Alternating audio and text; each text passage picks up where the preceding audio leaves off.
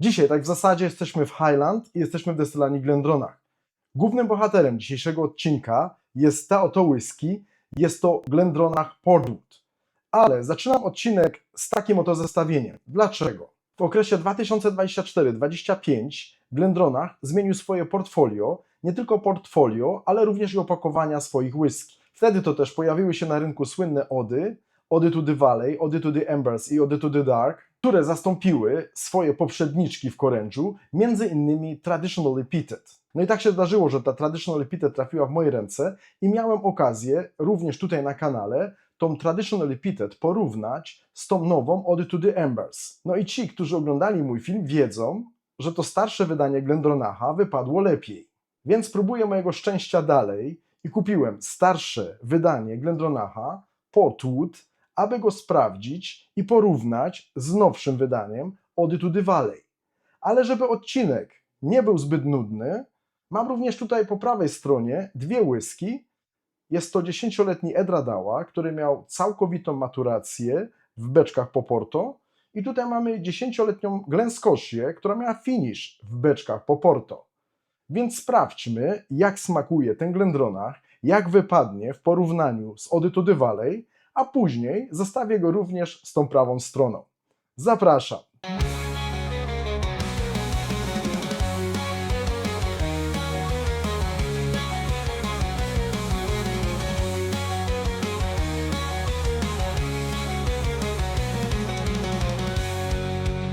Witam serdecznie w kolejny piątek, tutaj Marcin. Tak jak zapowiedziałem na wstępie, jesteśmy w Highland i jesteśmy w destylarni Glendronach.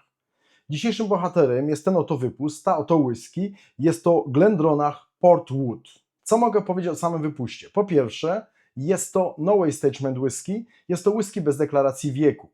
Pierwszy Portwood, który wyszedł w 2019 roku, była to whisky z deklaracją wieku, gdzie stało na opakowaniu, że jest to 10-letnia whisky. Od roku 2020 niestety deklaracja wieku zniknęła, a po roku 2022 zniknął również tutaj ten napis, że nie jest filtrowana na zimno. No dobra, ale wróćmy do faktów. Czyli jest to whisky bez deklaracji wieku, whisky, która jest zabutelkowana w mocy 46%, która ma naturalny kolor, piszę to również tutaj na opakowaniu. Jeśli chodzi o filtrację na zimno, będę grzeczny, będę dyplomatyczny, postawię po prostu znak zapytania. Jeśli chodzi o maturację i leżakowanie, jest to tradycyjny Glendronach, czyli mamy bazę Sherry Oloroso plus PX, a później, no właśnie, co mamy później? Może przeczytam, co pisze tutaj na opakowaniu. Tutaj pisze, że mamy second maturation, czyli mamy drugą maturację. Na stronie internetowej możemy doczytać, że jest to 3-letnia maturacja w beczkach po Porto, ale jest tylko ogólnie napisane Port Pipe. Jednak te informacje zamieszczone na stronie destylarni są to informacje o wydaniu z 2019 roku. Czy są aktualne na tyle i faktycznie tutaj ta druga maturacja trwała 3 lata? No ciężko w tym momencie mi to potwierdzić. Niemniej, mamy tutaj Sherry Oloroso, mamy PX-a i mamy beczki po Porto. Jeśli chodzi o cenę, whisky ta kosztuje u mnie pomiędzy 55 a 60 euro, czyli mniej więcej to samo co Ody to the Valley. Jeśli chodzi o ceny w Polsce, z tego co znalazłem na internecie, możemy kupić tą whisky w Polsce już od 299 zł. Czyli w Polsce ta starsza wersja jest nieco tańsza niż Ody to the Valley. Tutaj u mnie mniej więcej kosztują to samo. Dobrze, przejdźmy do strony praktycznej. Pozwoliłem sobie wcześniej nalać tej whisky do kieliszka.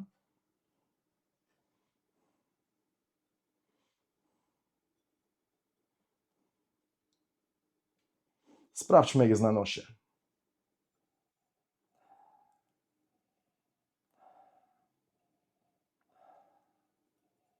No i jest dobrze, jest bardzo dobrze. Jest intensywnie owocowo. Ten pierwszy niuch to poczułem, że mam Glendronacha, poczułem sherry, ale zaraz potem czuję wyraźnie Porto. Mam dużo czerwonych owoców, takich leśnych owoców, jagód.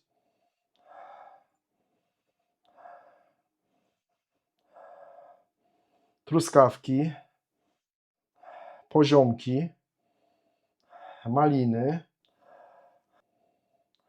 Mam również zapach takiej ciemnej wiśni, ale jest tutaj również i coś jaśniejszego.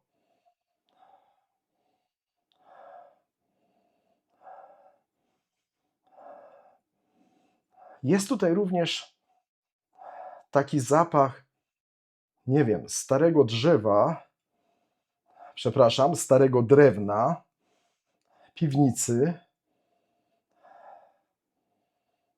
ale nie w taki funkowy sposób, nie o to mi chodzi. Taki starszy kredens z zakurzonymi książkami. Albo takie bardzo dojrzałe jeżyny. Ten zapach tych jeżyn przypomina mi troszeczkę dzieciństwo. W jakim sensie? No, znaczy nie moje dzieciństwo, nie o tym w tej chwili chcę rozmawiać. Ale pamiętam, że chodziło się do lasu, na łąki, na pola, aby zbierać jeżyny latem. I pamiętam takie czarne, bardzo dojrzałe, duże jeżyny, które były przy tych dolnych gałęziach. Kiedy się te gałęzie podnosiło do góry i one były tak troszeczkę zakurzone, takie pełne wilgoci, czasami i pajęczyn, i miały taki specyficzny zapach. One były słodkie, owocowe, ale miały właśnie taki, nie wiem, taki mów, no nie wiem jakby to powiedzieć po polsku, no tak, no właśnie taką piwniczkę, no nie wiem, zapach takiej, nie stęchlizny, ale takiej właśnie wilgoci, czegoś takiego starego. No i właśnie coś takiego odnajduję teraz tutaj w kieliszku.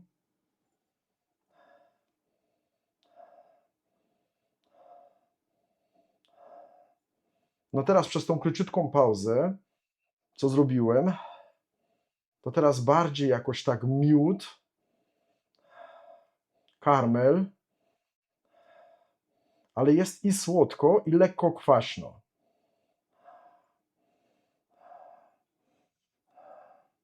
No bardzo przyjemnie na nosie, ma 46% ABV, bardzo fajnie ukryty ten alkohol, fajnie ułożona whisky. No nie ma deklaracji wieku, no nie wiem, może ma i 7, 8, 9 lat, a może i są tam beczki młodsze, niemniej na nosie naprawdę fajnie ułożona.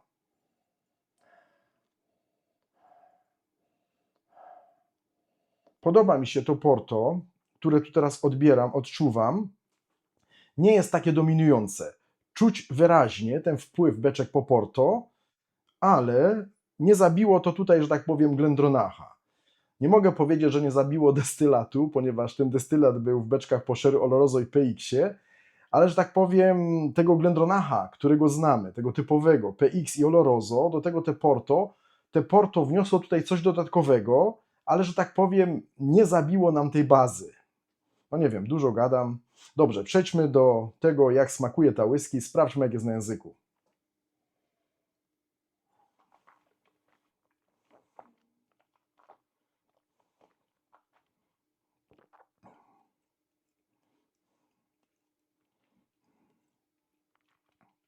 Jest bardzo fajnie.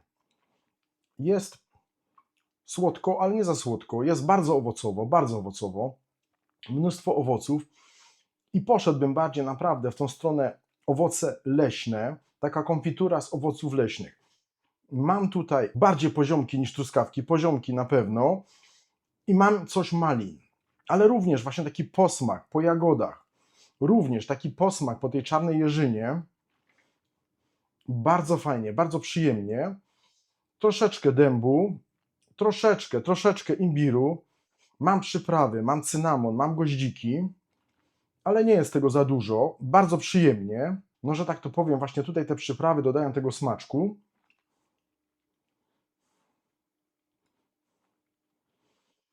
No bardzo smooth, bardzo mild, troszeczkę też jakichś cytrusów, powiedziałbym, że skórka z pomarańczy, może kandyzowana skórka z pomarańczy.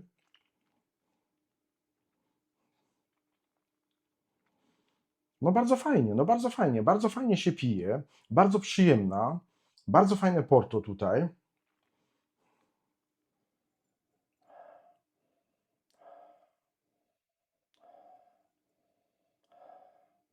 No teraz troszeczkę więcej Sherry Oloroso, troszeczkę więcej PX-a, nawet jakąś śliwkę tutaj wyczułem, ale jednak tego Porto jest tutaj sporo, jednak to Porto w tej chwili dominuje, ale nie jest to złe. Bardzo fajne, naprawdę. Na pierwszym planie dla mnie poziomki, takie leśne poziomki, gdzieś z tyłu właśnie takie jeżyny, takie bardzo dojrzałe, takie już prawie że przejrzałe, ale jeszcze dobre jeżyny.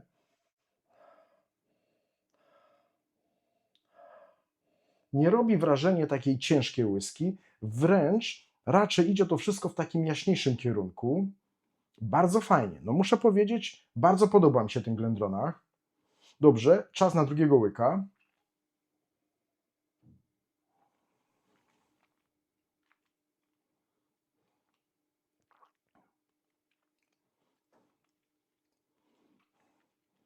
Bardzo fajnie, bardzo przyjemnie, świetnie ułożona whisky. I powiem Wam, że w sumie na nosie jest słodsza niż później na języku. Na języku raczej jest taka słodko-wytrawna, bardzo przyjemna, bardzo dobrze wchodzi, fajnie się rozchodzi w ustach. Mam posmak właśnie tych owoców, tych leśnych owoców, te poziomki na pierwszym planie, potem te jeżyny, ale mam również coś takiego kwiatowego, coś takiego świeżego, coś takiego z łąki. Teraz ku finiszowi bardzo przyjemnie, teraz bardzo wyraźnie rodzynki, sułtanki, super. Rodzynki i te poziomki. No muszę powiedzieć, obawiałem się, że tego dębu, europejskiego dębu będzie tutaj więcej, będę miał więcej przypraw. Nie wiem, czy dzisiaj mam taki dobry dzień. Jest troszeczkę tych przypraw tutaj z przodu jest, ale tak, 46%, super ukryte, super ułożone, bardzo fajnie się pije. Whisky bez deklaracji wieku, absolutnie nie mam tutaj jakichś takich fałszywych nut, żebym czuł tutaj młodość tego destylatu. Bardzo fajna whisky.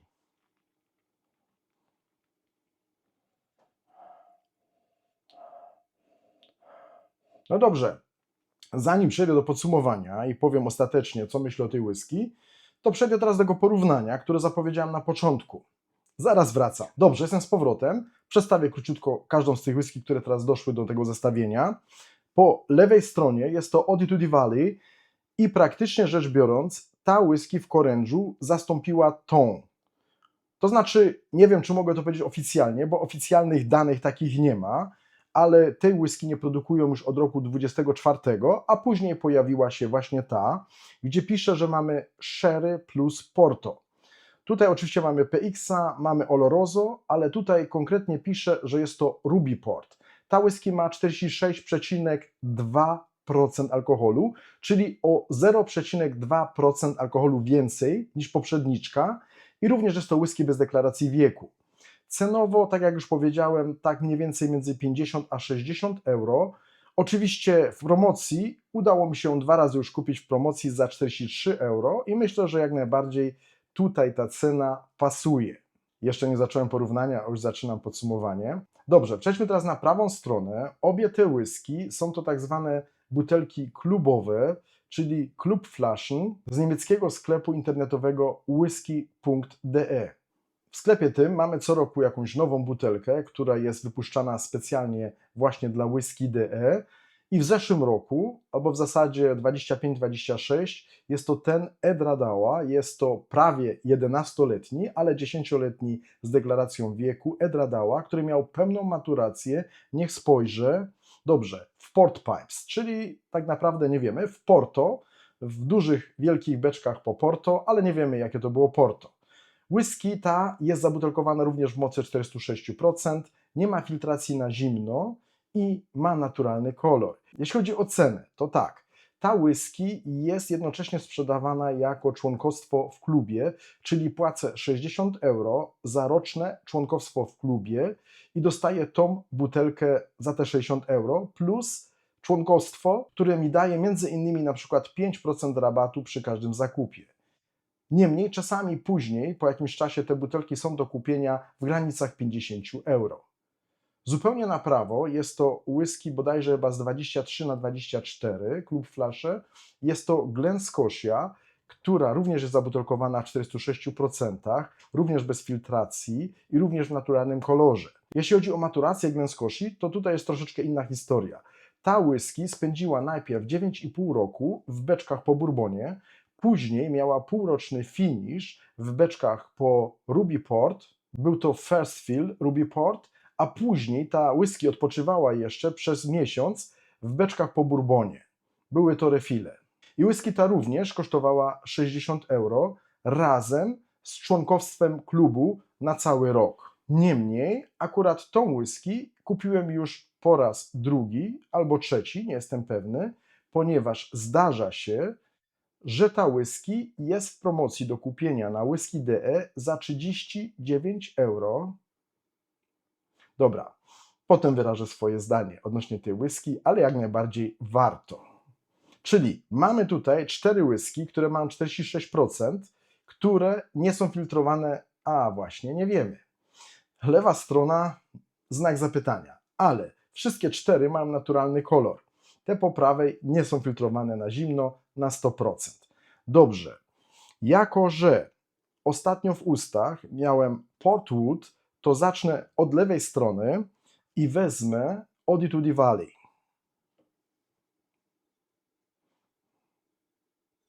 W mojej lewej ręce jest teraz ta whisky.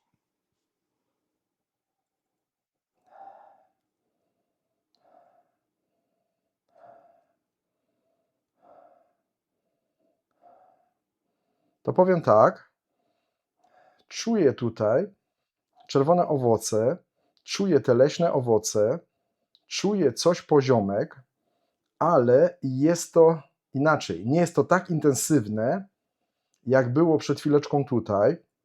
Mam wrażenie, że tutaj jednak Sherry Oloroso gra pierwsze skrzypce w tym momencie.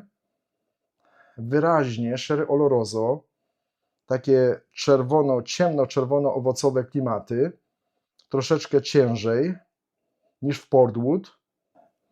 I pomimo tego, że jest nieco mniej intensywniej zapachowo na nosie, mam wrażenie, że tutaj troszeczkę bardziej czuję alkohol.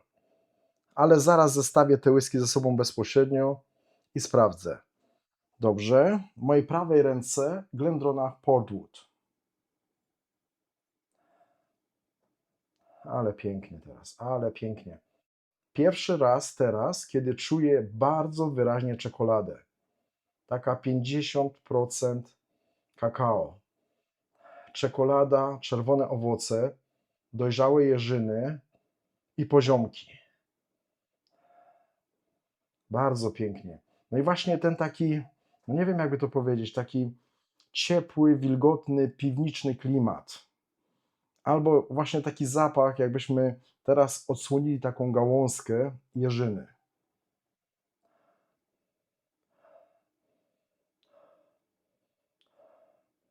I tutaj jest to lepiej ułożone. Tutaj bardzo wyraźnie czuję owoce, tak, że bez problemu mogę je opisać, a tutaj troszeczkę jak miał jakąś konfiturę.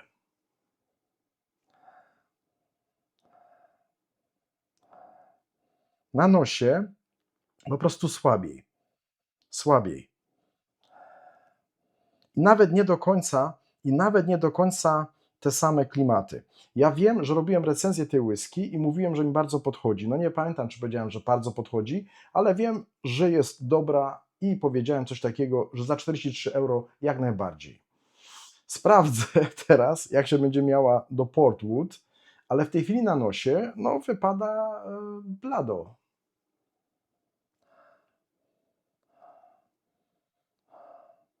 Dobrze, nie będę przeciągał. Sprawdzę, jak smakuje teraz Oddy Valley.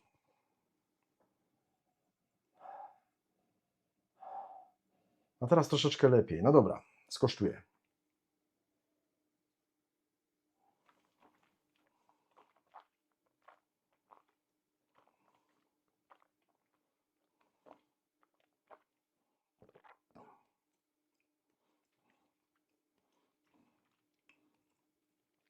Dobrze, na języku jest lepiej niż na nosie.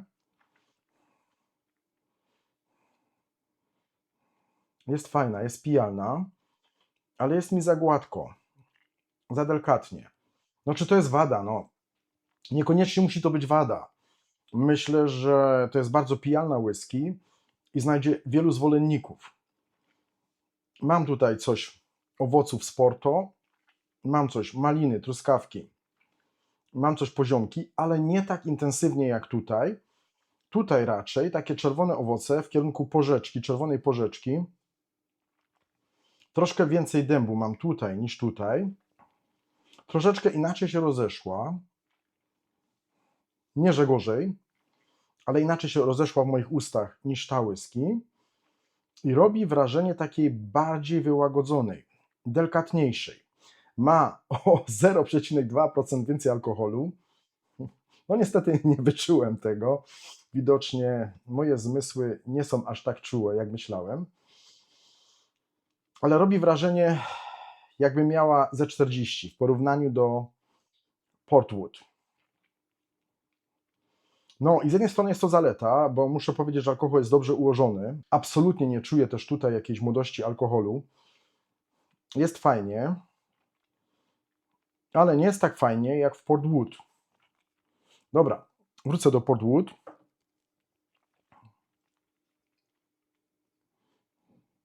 Bez płukania ust wodą.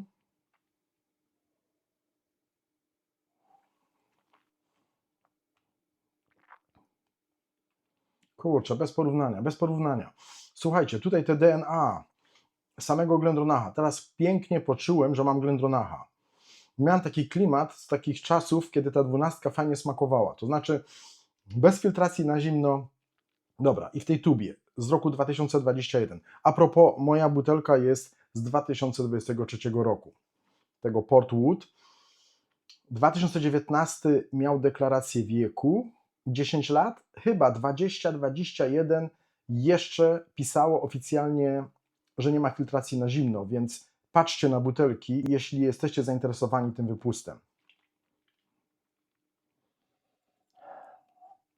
Słuchajcie, to tutaj to czuję, że mam Porto i to naprawdę Porto w fajnym wydaniu. No u mnie z Porto ostatnio tak troszeczkę 50-50, ale to jest właśnie taka whisky, którą w pełni kupuję. Bardzo fajny Glendronach, czuję wyraźnie te DNA Glendronacha w tym momencie i poczułem świetny wpływ beczek po Porto. Tutaj, powiem wam szczerze, ona jest jakaś dla mnie taka przejrzysta, taka konkretna, taka, nie wiem, patrzę na butelkę, czegoś oczekuję i tutaj to dostaję.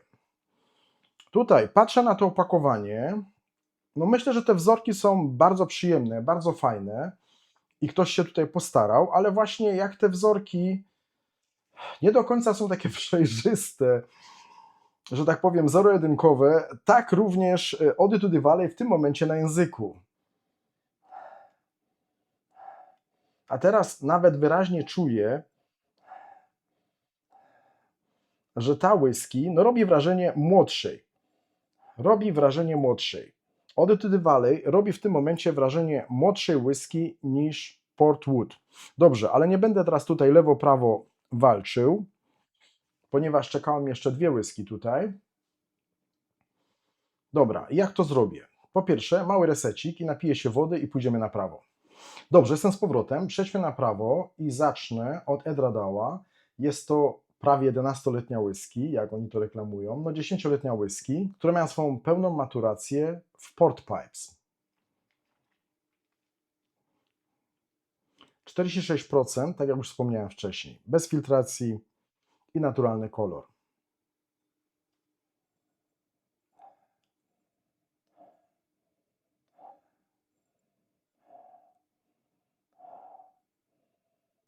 No tutaj mam inne klimaty, zupełnie inne klimaty, zupełnie inny destylat.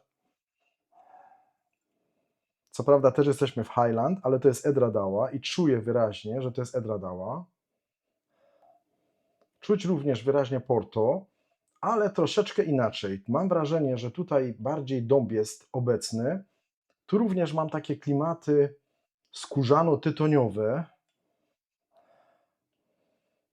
również czekolada. Troszkę więcej śliwki mam tutaj.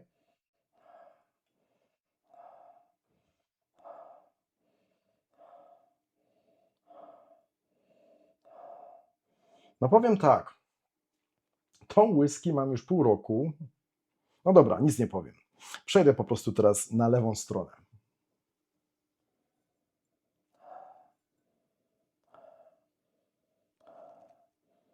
No i powiem Wam, że wcale nie jest tak zero-jedynkowo, jak myślałem.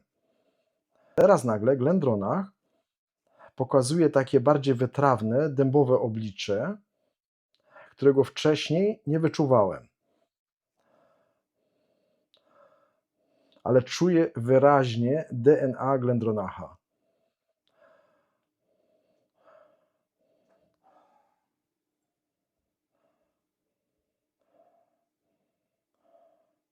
No to ten Edradała jednak robi wrażenie, przynajmniej na nosie, troszeczkę, niedużo, ale troszeczkę lepiej ułożonej whisky. Tu mamy 46%, tu mamy 46%, tu jest świetnie alkohol ukryty, tu jest świetnie alkohol ukryty. Tu mam więcej owoców, tutaj mam takie bardziej takie skórzane, no nie wiem jak powiedzieć, tytoniowe klimaty. Jasne, że również odczuwam te wszystkie owoce, które mam tutaj, może nie w takim stopniu, bo na przykład poziomki aż tak tutaj nie odbieram, ani maliny, ale czekolada tutaj jest, takie leśne owoce tutaj są, truskawka tutaj jest. No dobra, może zrobię w ten sposób, że po prostu skosztuję teraz Edradała.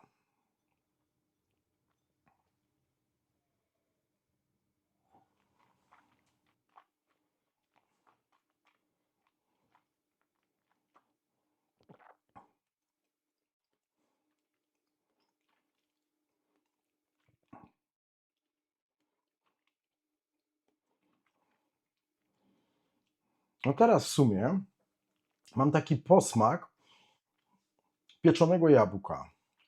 Pieczone jabłko, troszkę cynamonu, troszkę goździków. Oj, teraz idzie w kierunku leśnych owoców. Dobra, mam poziomkę, truskawka się straciła, mamy poziomkę, która jest bardziej kwaśna. Bardzo fajne przyprawy, goździki. No i ten Edradała. Bardzo fajna whisky, bardzo pijalna, świetnie ułożona.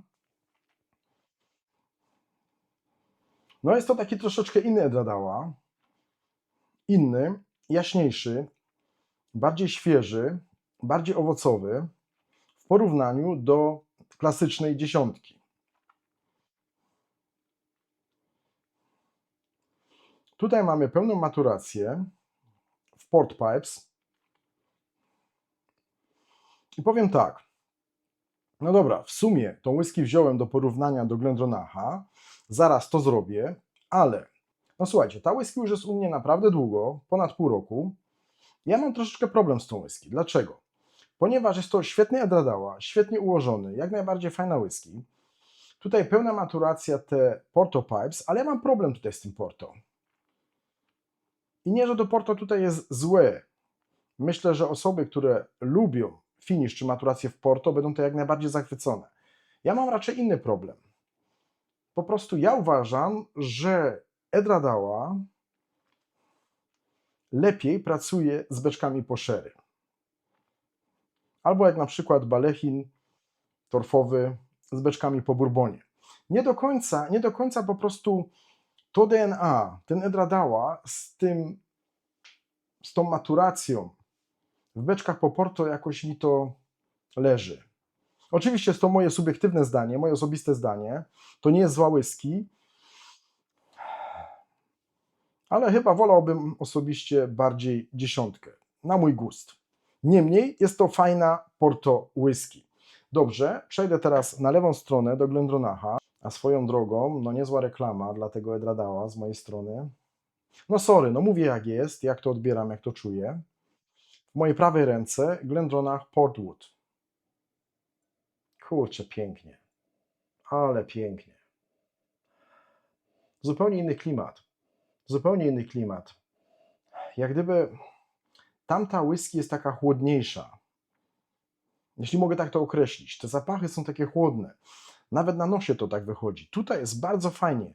Jest świeżo, ale pozytywnie świeżo. Nie, że to uderza w mój nos. Nie. Bardzo fajnie świeżo, tak letnio, leciutko. Słodko, puszyście, słodko i wytrawnie.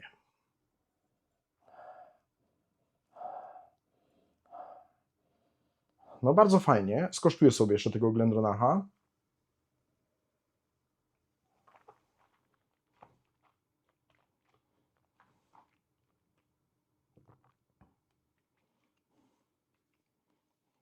Fajnie, fajnie, fajnie. Jak najbardziej tutaj mi to pasuje. Bardzo fajnie. Inaczej się rozchodzi. Więcej się dzieje na języku. Mam wrażenie, przez to, że ta jest bardzo fajna, jest intensywna, ale jakaś taka chłodna, ta robi takie, nie że rozgrzewa, nie że mi w tej chwili jest ciepło i alkohol działa, nie, ale robi takie przyjemne, ciepłe uczucie w ustach. Miękkie, puszyste, kremowe, oleiste. Bardzo fajnie, bardzo fajnie. Ten Portwood wypadł teraz naprawdę świetnie w tym porównaniu. Dobrze, nie będę pukał teraz ust wodą.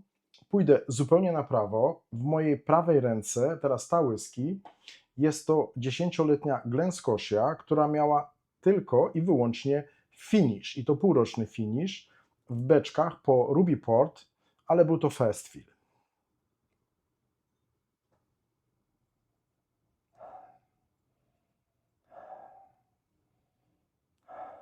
To jest Glen Scotia. Jak tego nie kochać? Jak tego nie lubić? Wyobrażacie sobie taki klimat z Glen Scotia 12? Taki funk, morskość, jasne owoce, tropikalne owoce. A do tego teraz taki touch, no nie wiem, taki dotyk, taki delikatny wpływ Porto. Ale tu jest pięknie, tu jest pięknie. Oj, oj, oj.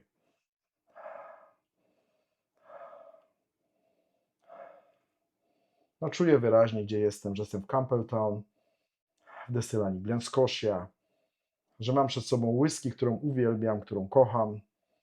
Oj. Dobra, no tyle czułości z mojej strony. Sprawdźmy, jak jest na języku. W moim ręku Glen Scotia 10-letnia.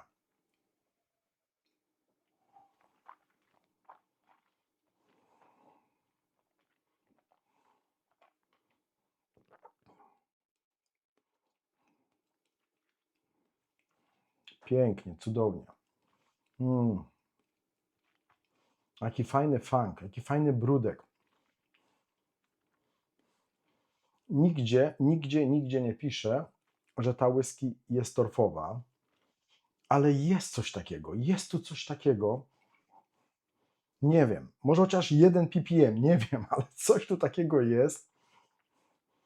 Może ten funk, może właśnie ten funk idzie w tą stronę, że robi wrażenie, jakby była leciutko gdzieś tam maźnięta torfem. No tutaj tak, DNA Glen Scotia w super wydaniu, 46%, fajnie ciśnie, naprawdę.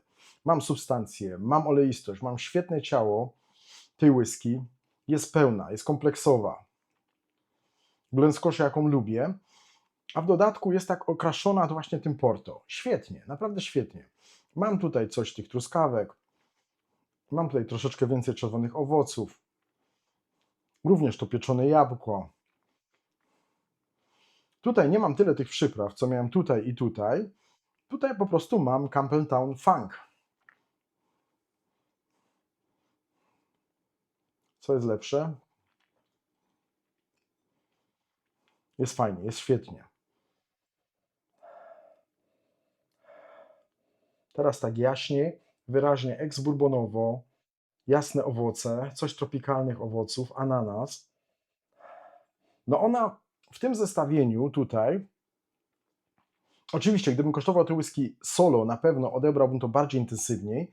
Ten wpływ beczek po Ruby Port, niech sprawdzę, był to Ruby Port, tak, Ruby Port, First Fill, odebrałbym na pewno intensywniej. Ale w tym zestawieniu tu mam więcej Porto i tu mam więcej Porto niż w tej Glen Scotia, dlatego to Porto nie jest tutaj dla mnie tak na pierwszym planie, nawet nie na drugim, gdzieś tam z tyłu. Fajna czekolada, fajne jakieś takie owoce czerwone, troszkę takie klimaty, ale to jest po prostu zarąbista Glen Scotia.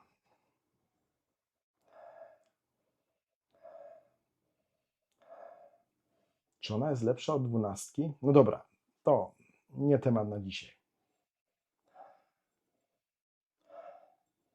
Jako klub flasze 60 euro można ją kupić chyba w normalnej cenie za 50 euro, a na przykład w listopadzie, w Black Friday albo czasami pokazują ją w sklepie albo jest dostępna w sklepie za 39,90. No moim zdaniem to jest taka Glen Scotia, której trzeba skosztować, a za 39,90 jak najbardziej. Mamy deklarację wieku, nie ma filtracji, nie ma barwnika. Słuchajcie, będę złośliwy, albo i nie, ale mam ochotę jeszcze na drugiego łyka.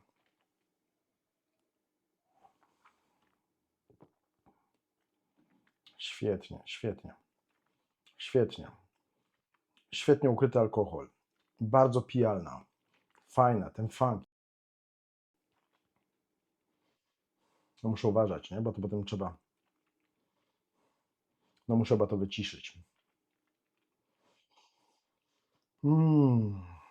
Świetna whisky, świetna whisky. Dobra, ale to nie jest whisky, która jest dzisiaj bohaterem tego odcinka.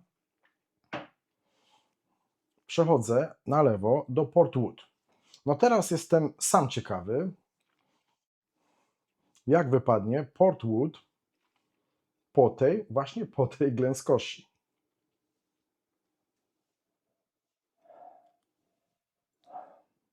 No się świetnie, dalej. Czuję, że mam Glendronacha.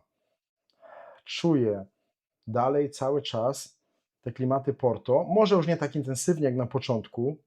Było, nie było, jednak moje zmysły dostały teraz naprawdę dużo impulsów. Jak to mówi moja córka, są przebodźcowane. Dobrze, skosztuję teraz Glendronacha, Portwood.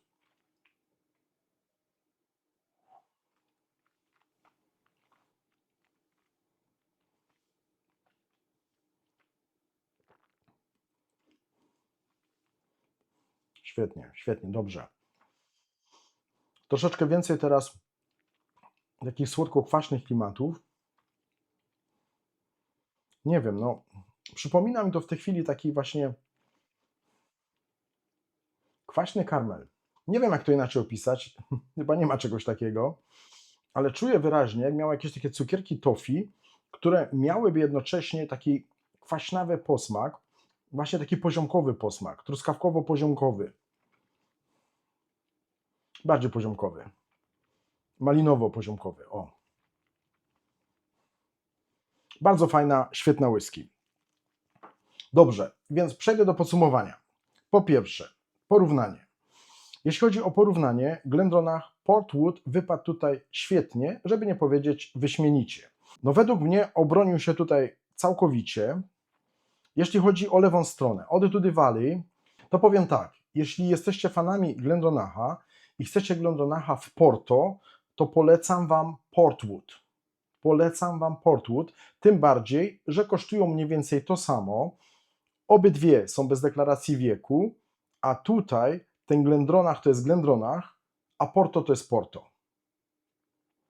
No sorry, Ode to the Valley, ale dzisiaj w tej konkurencji to raczej przegrywasz. Oczywiście może się zdarzyć, że Ode to the Valley będzie gdzieś tam w promocji za 40-43 euro, a za tą będę musiał zapłacić 55 albo 60 euro. Niemniej, szczerze, to tak długo jak jest dostępny ten Glendronach Portwood, będę jednak kupował Portwood, bo warto dołożyć tą dychę dla tych wrażeń, dla tej substancji, dla tej intensywności, która ma ta whisky w porównaniu do Ode to the Valley. Dobra, przejdźmy na prawo. Tutaj mamy zupełnie inne DNA, tutaj mamy zupełnie inną whisky, Edradała, i moim zdaniem, osobistym zdaniem, Edradała w beczkach po sherry albo Balechin w beczkach po bourbonie podchodzi mi bardziej. Tutaj, jak dla mnie, to Porto nie do końca do mnie mówi, nie do końca mi gra, niemniej to nie jest bohaterka dzisiejsza, ta whisky. Jeśli chodzi o porównanie tutaj, to moim zdaniem Portwood wypadł lepiej, ale dlatego, że tutaj to Porto po prostu świetnie gra z samym Glendronachem. Moim zdaniem Edradała i Porto, no nie wiem.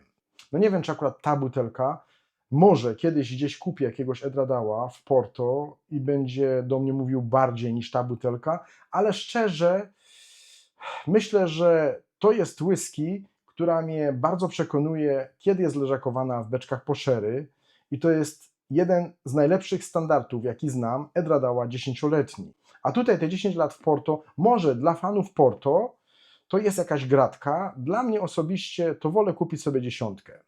Dobra, jeśli chodzi o to porównanie, już powiedziałem, ta wypada lepiej, to nie jest zła whisky, ale teraz przejdźmy zupełnie na prawo.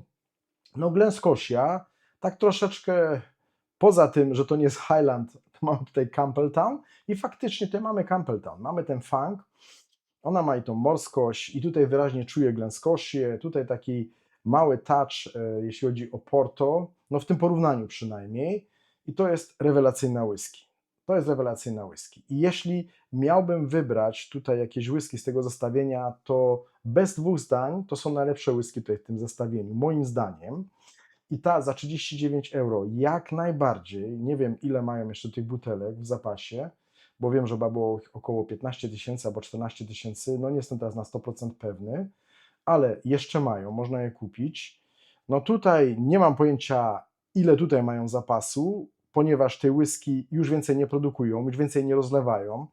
Teraz po prostu mamy tylko takie Porto, Glendronach i Porto, więc jeśli macie ochotę na Glendronacha i Porto, to polecam po prostu tą butelkę. A tutaj, jeśli chodzi o samą tą whisky, to jest to bardzo fajny Glendronach, Portwood, jest to fajny Glendronach, gdzie destylat się nie zatracił, no dobra, destylat, gdzie Glendronach, którego znamy na przykład z klasycznej 12 czy 15, się nie zatracił, gdzie mamy tą bazę, gdzie mamy PX-a i Sherry Oloroso, tego Glendronacha, którego znamy, i do tego mamy Porto, bardzo fajne, intensywne, świeżo-owocowe, leśno-owocowe, truskawkowo-poziomkowe Porto, które fajnie żyje w symbiozie z tą bazą Glendronacha. Naprawdę, bardzo fajne połączenie, bardzo fajna whisky, pijalna whisky, nawet w tym okresie teraz, jak najbardziej, bardzo fajna whisky, którą polecam. No i mam nadzieję, że podobał Wam się ten film. Dziękuję za to, że jesteście ze mną, za to, że mnie oglądacie, że podbijacie moje filmy. Dziękuję za Wasze wszelkie komentarze i za lajki pod tym filmem. Do zobaczenia następnym razem. Cześć!